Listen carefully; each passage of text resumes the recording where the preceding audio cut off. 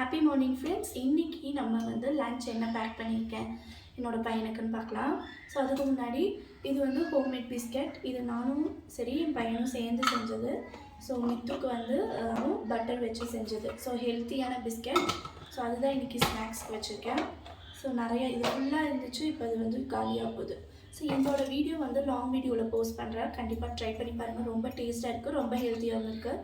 So just இதை நான் வந்து காட்டுற மாதிரி தான். ஸோ ரொம்ப டேஸ்டியான பிஸ்கெட். எப்பவுமே ஒரே மாதிரி ஸ்நாக்ஸ் இல்லாமல் அவங்களுக்கு பிடிச்ச மாதிரி நம்ம செஞ்சு கொடுக்கலாம். ஸோ அதனால இந்த பிஸ்கெட் வந்து நானும் மித்தேஷும் சேர்ந்து செஞ்சது.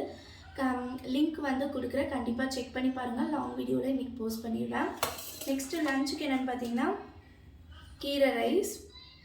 ஸோ கொஞ்சமாக பேக் பண்ணியிருக்கேன், ஏன்னா அவனுக்கு கடைஞ்சி கீரை தான் பிடிக்கும். பட் ஆனால் இதுவுமே சாப்பிடணும் அப்படிங்கிறதுக்காக கீரை வந்து வணக்கி அதை வந்து கீரை ரைஸ் மாதிரி செஞ்சு கொடுத்துருக்கேன்.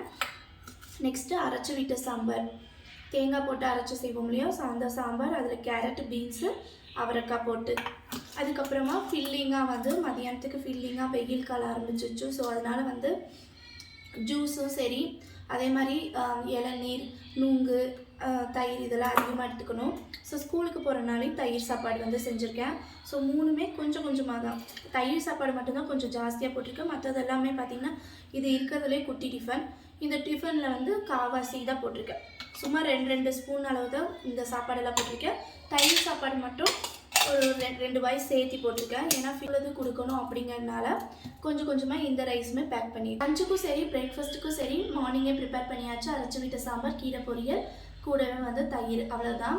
ஸோ காலையிலே வந்து தோசை வந்து சாப்பிட்டாச்சு. ஸோ எல்லாத்துக்குமே தோசை ஊற்றி கொடுத்தாச்சு. ஸோ இன்றைக்கி மார்னிங் பிரேக்ஃபாஸ்ட்டும் தோசையும் அரைச்சி விட்ட சாம்பார் தான். அதில் கேரட்டு, பீன்ஸு, அவரைக்காய் இதெல்லாம் போட்டு செஞ்சுருக்கேன்.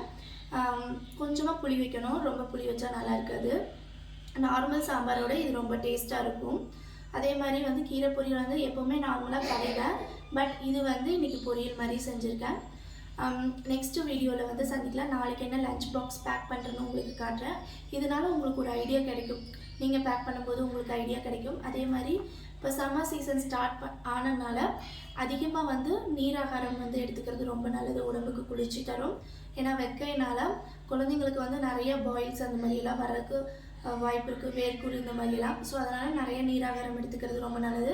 ஸோ அவங்களால தண்ணியே குடிக்க முடியாது ஃபுல் டைம். ஸோ அதனால் டிஃப்ரெண்ட்டாக ஜூஸு, மோர், இந்த மாதிரி தயிர் சாப்பாடு, இந்த மாதிரி ரெசிபியெல்லாம் கொடுத்தோம்னா அவங்களுக்கு கொஞ்சம் கன்வீனியண்ட்டாக இருக்கும், கம்ஃபர்டபுளாகவும் இருக்கும்.